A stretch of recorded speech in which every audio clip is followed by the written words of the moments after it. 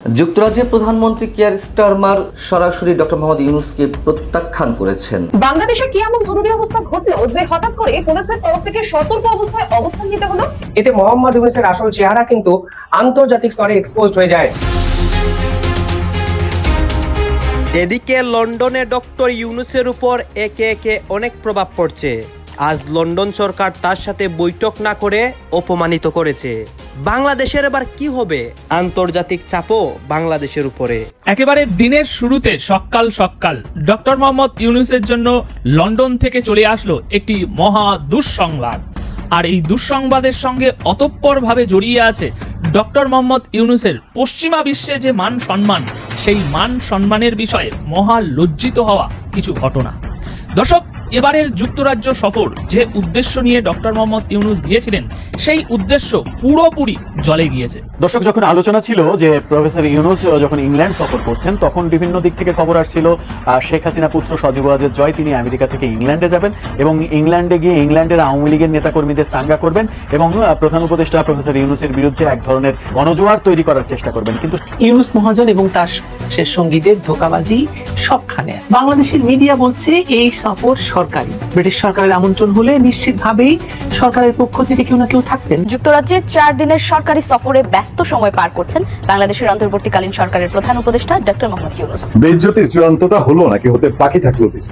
আর বাংলাদেশের অন্তর্বর্তীকালীন সরকারের প্রধান উপদেষ্টা তার একটা প্রেস উইং, তারা কি ইচ্ছাকৃত ভাবে বিতর্ক তৈরি করতে মজা পায় যে একটার পিছনে একটা এর তার মানে ডক্টর মোহাম্মদ ইউনূস এখানে আসার আগ পর্যন্ত ব্রিটিশ প্রধানমন্ত্রী কোথায় সেই খবরটি করতে পারেননি। তার মানে 10 ডাউনিং স্ট্রিট ব্রিটিশ প্রধানমন্ত্রীর দপ্তরের সঙ্গে বাংলাদেশের তরফে কোনো যোগাযোগ স্থাপিত হয়নি। আসসালামু আলাইকুম দর্শক, নতুন একটি নিউজে আপনাকে স্বাগতম। ইতিমধ্যে আমরা দেখতে পাচ্ছি ডক্টর ইউনূসের সাথে লন্ডনের প্রধানমন্ত্রী একটা বৈঠক হওয়ার কথা ছিল লন্ডনের মধ্যে। আপনারা এইটা জানেন যে ডক্টর ইউনূস গত 3 দিন যাবৎ লন্ডনের মধ্যে রয়েছেন এবং তার সাথে কিন্তু অনেক ঘটনা ঘটে লন্ডনের মধ্যে। আওয়ামী লীগ কর্মীরা আন্দোলন করে, তাণ্ডব করে রাজপথের মধ্যে ডক্টর ইউনূসের এক প্রকার মানে তার বাসভবন যে লন্ডনের মধ্যে যেই বাসাটিতে থাকে সেইটা কিন্তু তারা ঘেরাও করে ফেলেছিল। আর আজকে আমরা কি শুনতে পারি যে লন্ডনের প্রধানমন্ত্রী তার সাথে বৈঠক করতেছে না, তাকে এক প্রকার মানে এই বৈঠকটা যদি না করে তাহলে কি তাকে অপমানিত করা হয়েছে না? দর্শক শ্রোতা, আপনারা কি বলেন এবং তার সাথে লন্ডনের মধ্যে কি হচ্ছে এবং এই বিষয়গুলো নিয়ে ডক্টর ইউনূস কি বলতেছেন? দর্শক শ্রোতা, বিভিন্ন আন্তর্জাতিক চাপও কিন্তু এখন বাংলাদেশের মধ্যে আসে যে বাংলাদেশের পরিস্থিতি এমন কেন এবং বাংলাদেশকে কেন মানুষে তো মানে এখন সম্মান করতেছে না। আপনারা সব কিছু দেখতে পারবেন এই ভিডিওতে। আপনারা সম্পূর্ণ ভিডিওটি ধারাবাহিকলি কন্টিনিউ করবেন। দেশের সকল রাজনৈতিক আপডেট এই একটি ভিডিওতে দেখতে পারবেন। আসুন আমরা কথা বাড়াচ্ছি না, আমরা সরাসরি ভিডিওর মূল আলোচনায় চলে যাচ্ছি। যুক্তরাজ্যের প্রধানমন্ত্রী কিয়ার স্টারমার সরাসরি ডক্টর মোহাম্মদ ইউনূসকে প্রত্যাখ্যান করেছেন। তিনি আমাদের প্রধান উপদেষ্টার সঙ্গে দেখা করতে চান না, এমন একটি কথা আন্তর্জাতিক গণমাধ্যম ফিনান্সিয়াল টাইমসকে জানিয়েছেন খোদ আমাদের প্রধান উপদেষ্টা ডক্টর মোহাম্মদ ইউনূস নিজেই। কেন তিনি আন্তর্জাতিক একটি গণমাধ্যমে এভাবে কথা বলতে গেলে নিজের সম্পর্কে, এদিকে তিনি নিজেকে ছোট করলেন না, নাকি সজ্ঞানেই ইচ্ছাকৃতভাবেই কোনো বিশেষ কৌশলে তিনি এই কথাগুলি সেখানে বললেন? সে বিষয়ে আলোচনা যাব। তার আগে আপনাদের একটু জানিয়ে রাখি, ফিনান্সিয়াল টাইমস যুক্তরাষ্ট্রভিত্তিক গণমাধ্যম। এই ফিনান্সিয়াল টাইমস যুক্তরাজ্যের বর্তমান প্রধানমন্ত্রী কিয়ার স্টারমার বিরোধী গণমাধ্যম হিসেবে পরিচিত। এই ফিনান্সিয়াল টাইমসই বাংলাদেশের সাবেক প্রধানমন্ত্রী শেখ হাসিনার বোন শেখ রেহানার মেয়ে টিউলিপ সিদ্দিকের দুর্নীতি নিয়ে বেশি মাত্রায় রিপোর্ট প্রকাশ করেছে। ফিনান্সিয়াল টাইমস আবার ডক্টর মোহাম্মদ ইউনূসের প্রতি অনেকটা সদাই, এই বিষয়টিও আমরা জানি। এবং খুব আলোচিত যে সংবাদ, সাবেক ছাত্র সমন্বয়কদের দল গঠনে ডক্টর মোহাম্মদ ইউনূস তিনি নিজে উৎসাহ দিয়েছেন, এই কথা তিনি এই ফিনান্সিয়াল টাইমসকেই জানিয়েছিলেন। আমাদের একটু মেলানো দরকার। এবং খুব স্বাভাবিকভাবে প্রশ্ন ওঠে, তাহলে কেন ডক্টর মোহাম্মদ ইউনূস এমন একটি আত্মসম্মান হানিকর খবর নিজে ফিনান্সিয়াল টাইমসকে জানালেন, অথবা ফিনান্সিয়াল টাইমস এই বিষয়ে ডক্টর মোহাম্মদ ইউনূসের সাক্ষাৎ নিল? অনেক কিছু বোঝা আছে আমাদের। এই রিপোর্টটির শিরোনাম হচ্ছে Keir Starmer declines to meet Bangladesh leader tracking down missing billions dollar. এখানে বলা হচ্ছে যে ইউনূস নিজে মুখে জানিয়েছেন যে স্টারমার তার সঙ্গে এখনো দেখা করতে রাজি হননি এবং বাংলাদেশ থেকে শেখ হাসিনা সরকারের সময় যে কোটি কোটি ডলার বা অঢেল অর্থ পাচার হয়েছে যেসব দেশে, তার মধ্যে যুক্তরাজ্য অন্যতম একটি দেশ, এবং সে বিষয়ে তিনি কথা বলতে চেয়েছিলেন কিয়ার স্টারমারের সাথে পাচারকৃত অর্থ ফিরিয়ে আনার জন্য। যেহেতু কিয়ার স্টারমার তাকে সময় দিতে চাননি, তার সঙ্গে দেখা করতে চাননি, তারপরেও তিনি আশাবাদী যে এই বিষয়ে যুক্তরাজ্য তাকে সহায়তা করবে। ফিনান্সিয়াল টাইমস বলছে, অন্তর্বর্তীকালীন নেতা মোহাম্মদ ইউনুস বলছেন যুক্তরাজ্যের উচিত বাংলাদেশের নতুন সরকারকে পূর্ববর্তী শাসন আমলে চুরি করা তহবিল খুঁজে পেতে সাহায্য করা। এমনকি ফিনান্সিয়াল টাইমস যুক্তরাজ্য সরকারেরই যেসব সরকারি কর্মকর্তার সাক্ষাৎকার নিয়েছে তাদের বরাত দিয়ে বলছে যে তারা নিশ্চিত করেছেন বর্তমানে স্টারমারের ইউনুসের সঙ্গে দেখা করার কোনো পরিকল্পনা নেই এবং এ বিষয়ে আর কোনো ধরনের মন্তব্য করতে তারা অস্বীকৃতি জানিয়েছে। এই প্রতিবেদনে বলা হচ্ছে শেখ হাসিনা এবং তার আওয়ামী লীগের আর্থিক কেলেঙ্কারির তদন্তের বিষয়ে বাংলাদেশের মধ্যে যেই ধরনের কথাবার্তা উঠেছে বা যেসব নিউজ বের হচ্ছে, এতে করে স্টারমারের যুক্তরাজ্যের লেবার পার্টির উপরে বিরূপ প্রভাব ফেলছে। আমি প্রথমেই যে কয়েকটি কারণ বলছিলাম একটু মিলিয়ে দেখা দরকার। তার মধ্যে একটি হচ্ছে ফিনান্সিয়াল টাইমস স্টারমারের বিরোধী গণমাধ্যম হিসেবে পরিচিত এবং তার একটি প্রমাণ এখানে পাওয়া গেল। এখানে বলা হচ্ছে যে জানুয়ারিতে দুর্নীতির অভিযোগে জর্জরিত হওয়ার পর তৎকালীন দুর্নীতি বিষয়ক মন্ত্রী অর্থাৎ টিউলিপ সিদ্দিকী, যিনি স্টারমারের খুবই ঘনিষ্ঠ হিসেবে পরিচিত, তাকে পদত্যাগ করতে বাধ্য হতে হয় এবং সবশেষে টিউলিপ সিদ্দিকী যে ডক্টর মোহাম্মদ ইউনুসের সঙ্গে দেখা করতে চেয়েছিলেন, তিনি মন্তব্য করেছিলেন যে একসাথে সরাসরি বসলে টিউলিপ সিদ্দিকীর সাথে বাংলাদেশ সরকার, বর্তমান অন্তর্বর্তী সরকারের যে ভুল বুঝাবুঝি অবসান হয়েছে সেটির অবসান ঘটতে পারে। কিন্তু ডক্টর মোহাম্মদ ইউনুস বলছেন না, তিনি টিউলিপ সিদ্দিকীর সঙ্গে দেখা করবেন না।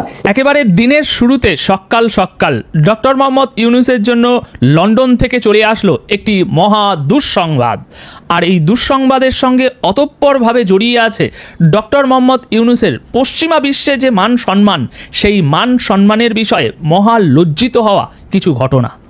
দর্শক, এবারের যুক্তরাজ্য সফর যে উদ্দেশ্য নিয়ে ডক্টর মোহাম্মদ ইউনুস গিয়েছিলেন, সেই উদ্দেশ্য পুরোপুরি জলে গিয়েছে এবং এবারের যুক্তরাজ্য সফর সম্পূর্ণ একটি ফ্লপ মুভিতে পরিণত হয়েছে। প্রধান উপদেষ্টার সঙ্গে বৈঠকে অস্বীকৃতি জানিয়েছে ব্রিটিশ প্রধানমন্ত্রী। ব্রিটিশ গণমাধ্যমের বরাতে আজ সকাল এই কথা আমরা জানতে পারছি। লন্ডনে সফররত অন্তর্বর্তী সরকারের প্রধান উপদেষ্টা ডক্টর মোহাম্মদ ইউনুসের সঙ্গে সাক্ষাতের অনুরোধে সাড়া দেননি যুক্তরাজ্যের প্রধানমন্ত্রী কিয়ার স্টারমার। মানে একজন নোবেল লরিয়েট, সারা বিশ্বের শান্তিতে প্রসিদ্ধ একজন ব্যক্তির সাথে সাক্ষাৎ দিতে অস্বীকার করেছে সামান্য একটা প্রধানমন্ত্রী। সুতরাং এই লজ্জা তিনি কোথায় ঢাকবেন? পশ্চিমা বিশ্বে তিনি এখন একের পর এক লজ্জিত হচ্ছেন। ফ্রান্সের পর এবার যুক্তরাজ্যের প্রধানমন্ত্রী তাকে লজ্জিত করলেন। দর্শক, আমরা জানি ফ্রান্সের প্রধানমন্ত্রী ইতিমধ্যেই তাকে ঠিক এই একই বিষয়ে এর আগে লজ্জিত করেছেন এবং যার জন্য ফ্রান্স সফর ডক্টর মোহাম্মদ ইউনুস বাদ দিয়েছিলেন। আর এবার তার পার্শ্ববর্তী একটি দেশ যুক্তরাজ্য, তারাও ডক্টর মোহাম্মদ ইউনুসকে, একজন নোবেল লরিয়েটকে অসম্মানিত করলেন। কারণ শেখ হাসিনার আমলে পাচার হওয়া কয়েক বিলিয়ন ডলার উদ্ধারের প্রচেষ্টায় ব্রিটেন সরকারের জোরালো সমর্থনের আদায়ের জন্য যাওয়া এই সফরের প্রধান উদ্দেশ্য ছিল এই টাকা পয়সার বিষয়ে। কিন্তু এই প্রেক্ষিতে স্টারমারের সঙ্গে সাক্ষাতের কথা জানিয়েছিল বাংলাদেশ, তবে তাতে সাড়া দেননি স্টারমার। ব্রিটিশ গণমাধ্যম ফিনান্সিয়াল টাইমসের প্রতিবেদনের বরাতে এখন এই তথ্যগুলো আমরা জানতে পারছি। এখন এই টাকার বিষয়ে তিনি এই পাচার হওয়া টাকা উদ্ধার করার জন্য যুক্তরাজ্যের প্রধানমন্ত্রীর সাথে সাক্ষাৎ করতে চেয়েছিলেন, কিন্তু এখানে একটা মস্ত বড় গল্প আছে। এই টাকা পাচার হয়ে যার হাতে গিয়েছে, ঠিক সেই ব্যক্তিটাও ডক্টর মোহাম্মদ ইউনুসের সাথে একটি সাক্ষাতের আবেদন করেছিল, কিন্তু ইউনুস সাহেব সেই সাক্ষাৎ অস্বীকার করেছে। উল্টো দিকে একই খেলা আবারও খেলা হয়ে গেল।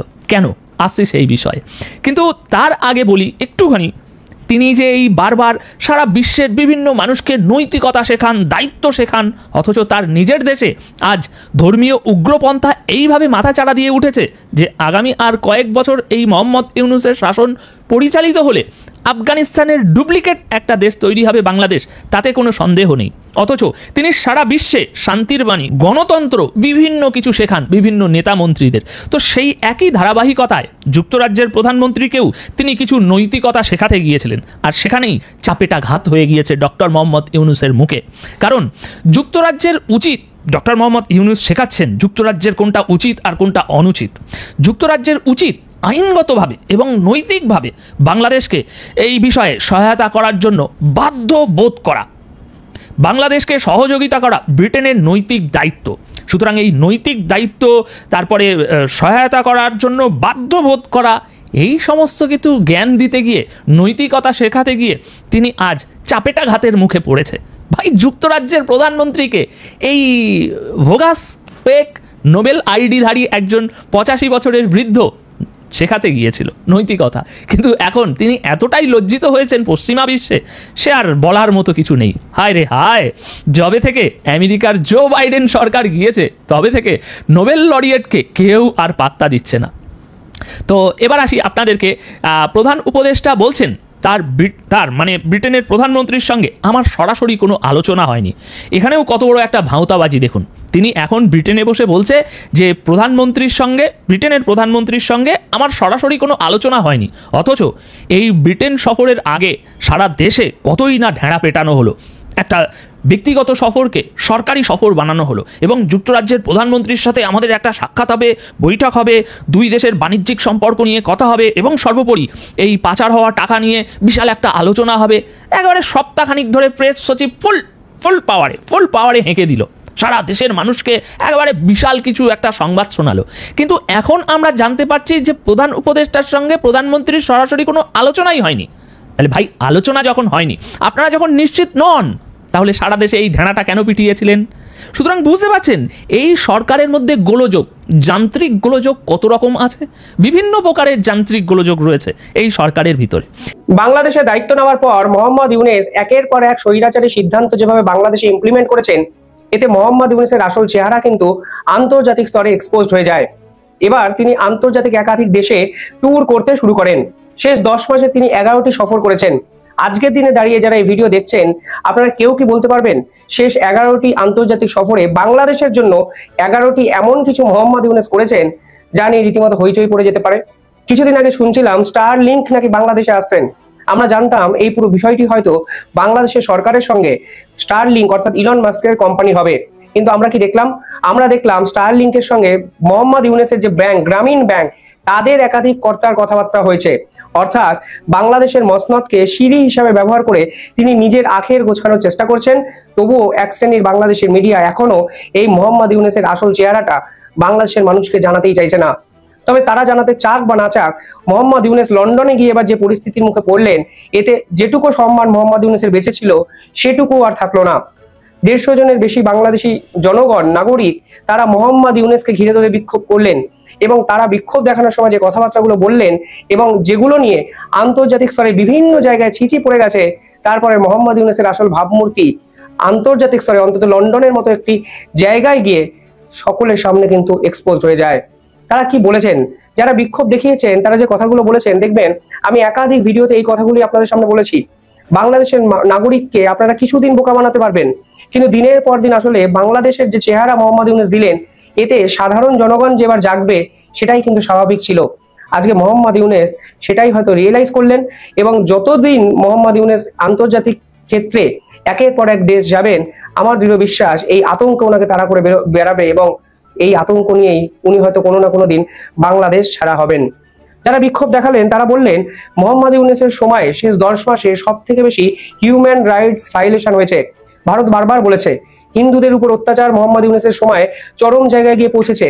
বস্ত্রশিল্পী যারা ব্যবসায়ী ছিল তাদের তো অবস্থা শেষই। যারা বস্ত্রশিল্পের নাগরিক ছিলেন, মানে বস্ত্রশিল্পের ছোট ছোট ব্যবসায়ী, মানে ছোট ছোট বিভিন্ন ক্ষেত্রে জড়িত ছিলেন, সেই ব্যক্তিদের উপরে পুলিশ লাঠিচার্জ করিয়েছে। এমনকি চাকমা সম্প্রদায় বলুন, বিভিন্ন জায়গায় আপনারা যদি সাধারণ মানুষের অবস্থা দেখেন, দেখবেন মোহাম্মদ ইউনূস আসলে বাংলাদেশের জনসাধারণকে একদম পথে বসিয়ে রেখেছেন এবং সেই হিউম্যান রাইটস ভায়োলেশনের অভিযোগ মোহাম্মদ ইউনূসের বিপক্ষে তুলে কিছু ব্যক্তিরা এখানে বিক্ষোভ দেখালেন। দ্বিতীয়ত তারা বলছেন মোহাম্মদ ইউনূস হলো আর্কিটেক্ট অফ মব রুল। এমনকি তিনি বলেছেন বা তারা দাবি করেছেন ফ্রিং জিহাদিস অ্যান্ড জেল। পরিষ্কারভাবে তাদের বলার বক্তব্যটা হলো যে একের পর এক জিহাদিদের জেল থেকে তিনি ছেড়ে দিয়েছেন এবং বাংলাদেশের যে মবের জন্য একের পর এক বিক্ষোভ বর্তমানে বাংলাদেশে হচ্ছে, যে মবের জন্য বাংলাদেশের আইন শৃঙ্খলা সম্পূর্ণভাবে শেষ হয়ে গেছে, সেই মবের আর্কিটেক্ট আসলে এই মোহাম্মদ ইউনূসই। কথাটা কিন্তু খুব একটা ভুল নয়। মোহাম্মদ ইউনূসের সময় জেল থেকে যাদের ছাড়া হয়েছে তারা কিন্তু আসলে বাংলাদেশের ইতিহাসের চরম দাগী আসামি। আনসারুল্লাহ বাংলা টিমের প্রধান নেতা, যাকে জেল থেকে মোহাম্মদ ইউনূস ছেড়ে দিয়েছেন, তিনি জেল থেকে বেরিয়েই ভারতকে দুটুকরো করার হুঙ্কার দিয়েছেন। সেভেন সিস্টার্সকে কেড়ে নেওয়ার হুঙ্কার দিয়েছেন, তিনি বৃহত্তর বাংলা গড়ার স্বপ্ন দেখেছেন, তিনি নরেন্দ্র মোদী এবং রাজ্যের মুখ্যমন্ত্রী মমতা বন্দ্যোপাধ্যায়ের উদ্দেশ্যে একের পর এক ভিডিও বার্তা দিয়েছেন। অর্থাৎ সব মিলিয়ে এই পরিকল্পনাটা যে মোহাম্মদ ইউনূসেরই ছিল, আজকে আন্তর্জাতিক স্তরেও সেই খবর ছড়িয়ে গেছে এবং এর জন্যই লন্ডনের মতো একটি রাস্তায় হিথ্রো বিমানবন্দরের বাইরে এই ধরনের নজিরবিহীন বিক্ষোভের সম্মুখীন হতে হলো মোহাম্মদ ইউনূসকে। এই বিক্ষোভে একাধিক পোস্টার দেখা গেছে। কেউ পোস্টার দিয়েছেন, Yunus is a killer of freedom fighter, অর্থাৎ মুক্তিযোদ্ধার যে সম্মান, সেই মুক্তিযোদ্ধার সম্মান ইউনূসের আমলে সম্পূর্ণভাবে শেষ হয়ে গেছে। এটা তো আপনারা সকলেই হয়তো একমত হবেন। অতি বড় মোহাম্মদ ইউনূস সমর্থকও বলতে পারবেন না 1971-এর মুক্তিযোদ্ধাদের যথাযথ সম্মান মোহাম্মদ ইউনূস দিলেন। দেখুন, বঙ্গবন্ধুর বিপক্ষে একাধিক ব্যক্তি এর আগেও বাংলাদেশে কথা বলেছে, কারণ বঙ্গবন্ধু যে আওয়ামী লীগের আইডিওলজিকে এস্টাবলিশ করার চেষ্টা করেছেন তার বিরোধ থাকতে পারে, কিন্তু বঙ্গবন্ধু মুক্তিযোদ্ধা নয়। বঙ্গবন্ধুর 32তম ধানমন্ডির ঐতিহ্যবাহী বাড়িটিকে পুড়িয়ে দিতে হবে এবং একের পর এক বঙ্গবন্ধু স্মৃতিসৌধকে মাটিতে মিশিয়ে দিতে হবে, এই প্রচলন আমার মনে হয় ইতিহাসে এই প্রথমবার করলেন এবং যিনি এই ব্যক্তি তার নাম মোহাম্মদ ইউনূস। অর্থাৎ মোহাম্মদ ইউনূস পরিষ্কার বুঝতে পারছেন আন্তর্জাতিক স্তরে তিনি যেরকম ভাবে খ্যাতি অর্জন করেছিলেন, সেই খ্যাতিতে আজকে একের পর এক কালো আলকাতরাকেও বা কারা লেপে দিচ্ছে। মোহাম্মদ ইউনূস ভারী অদ্ভুত কিছু দাবি করতেন, আপনাদের হয়তো মনে আছে। হিন্দুদের উপর অত্যাচারের সময় তিনি বলতেন বাংলাদেশের সাধারণ জনগণ চেয়েছে তাই হয়েছে। মোহাম্মদ ইউনূস যখন বঙ্গবন্ধুর বাড়ি যখন আগুনে পুড়ে যায়, আগুন ধরিয়ে দেওয়া হয়, বিক্ষিপ্ত কিছু ছাত্র নেতা উগ্র মানে ইসলামপন্থী কিছু নেতা যখন আগুন ধরিয়ে দেন, তখন এই মোহাম্মদ ইউনূস বলেছিলেন বাংলাদেশের জনগণ চেয়েছে তাই বাড়ি পুড়িয়ে দিয়েছে। যুক্তরাজ্য সফরে আছেন জনাব আমাদের প্রধান উপদেষ্টা ডক্টর মোহাম্মদ ইউনূস। তো যুক্তরাজ্য সফরের প্রথম দিনেই তিনি আপনার সেখানকার স্থানীয় একটা প্রভাবশালী নীতি গবেষণা প্রতিষ্ঠান চ্যাথাম হাউস আয়োজিত নীতি সংলাপে তিনি অংশগ্রহণ করেন।